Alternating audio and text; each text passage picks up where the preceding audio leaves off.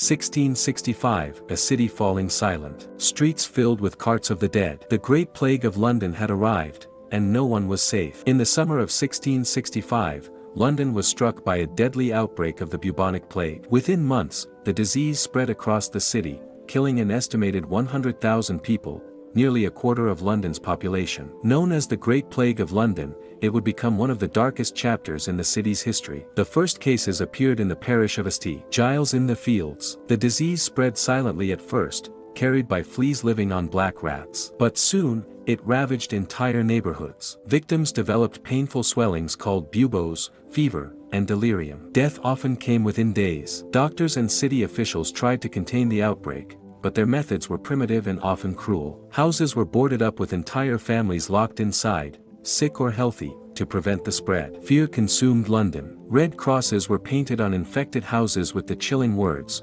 "Lord have mercy upon us." Wealthier citizens, including King Charles II, fled the city for the countryside. The poor, however, had no escape. Plague doctors, dressed in long cloaks and terrifying beak masks, became an enduring symbol of the era. Inside the beak, they carried herbs, believing the smell would protect them from the disease. Night after night, carts rolled through the streets, collecting bodies. The cry of, "Bring out your dead," echoed across the city. People turned to desperate measures. Some carried posies of flowers to ward off the smell of death. Others relied on prayers, charms, and superstitions. But little could stop the invisible enemy. By September 1665, the death toll reached nearly 8,000 people per week. Entire parishes were wiped out. The plague began to subside by early 1666, as colder weather slowed the spread of fleas. But just as Londoners began to recover, disaster struck again. In September 1666, the Great Fire of London swept through the city,